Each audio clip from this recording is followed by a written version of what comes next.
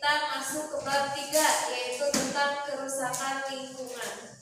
Ada bukunya, boleh dibuka halaman 44. Nah, bab 3 kita akan belajar tentang kerusakan lingkungan. Lingkungan itu apa sih menurut kalian? Nah, yang ada di sekitar kita. Terus apa lagi? Lingkungan adalah tempat tinggal bagi makhluk hidup. Ini disebut dengan lingkungan. Agar kita makhluk hidup ini bisa tinggal hidup dengan nyaman, maka lingkungannya harus dijaga. Kalau kan lingkungannya tidak terjaga, maka makhluk hidup yang tinggal bisa merasakan nyaman atau tidak? Tidak. Maka kewajiban kita sebagai makhluk hidup adalah menjaga lingkungan. Pencemaran lingkungan ini diakibatkan oleh adanya polusi. Polusi atau yang sering kita sebut dengan polutan. Polutan itu apa? Polutan itu adalah penyebab terjadinya pencemaran.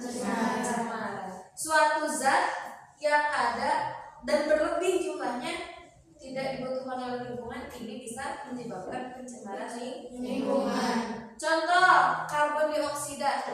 Karbon dioksida atau CO2 itu penting bagi proses fotosintesis bagi tumbuhan. Tapi jika jumlahnya terlalu banyak, berlebihan, maka akan menimbulkan pencemaran.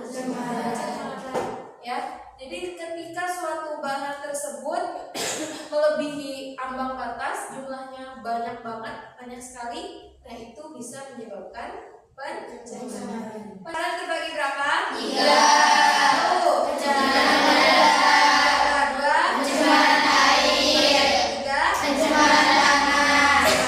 Akan kita bahas sedikit. Nah, pencemaran udara biasanya penyebabnya karena apa sih? Pembakaran sampah secara secara sembarangan. Kemudian apa lagi? Pembakaran hutan secara ilegal, ya. Kemudian asap kendaraan bermotor, asap mobil, limbah pabrik, asap pabrik. Nah, itu bisa menyebabkan pencemaran udara. Ciri-cirinya apa udara yang tercemar? 1, berasap, ya. Asapnya tapi bukan asap kabut. Asapnya agak ke abu-abu hitaman, ya. Dan ketika dihirup itu bisa menyebabkan sesak, bisa menyebabkan batuk dan lain halnya. Yang ketiga, pencemaran tanah. Salah satu penyebab pencemaran tanah adalah dari air yang tercemar. Kenapa? Karena tanah menyerap air. Ketika air di sekitar tanah itu bagus, baik, dan tidak tercemar, maka tanahnya juga pasti akan bagus, tidak tercemar. Tapi sebaliknya, ketika airnya tercemar, kotor, banyak bahan yang berbahaya, maka air yang diserap ke tanahnya juga akan menjadi tercemar. Ya, biasanya kalau tanah di daerah persawahan masih bagus, ya, ditanami tumbuhan apapun subur, jadi tumbuh-tumbuhan yang baik dan bagus. Tapi kalau misalkan di tanah daerah perkotaan sudah gersang, ya, atau di sekitar pabrik, itu jarang ada pohon-pohon, ada tumbuhan yang tumbuh dengan baik.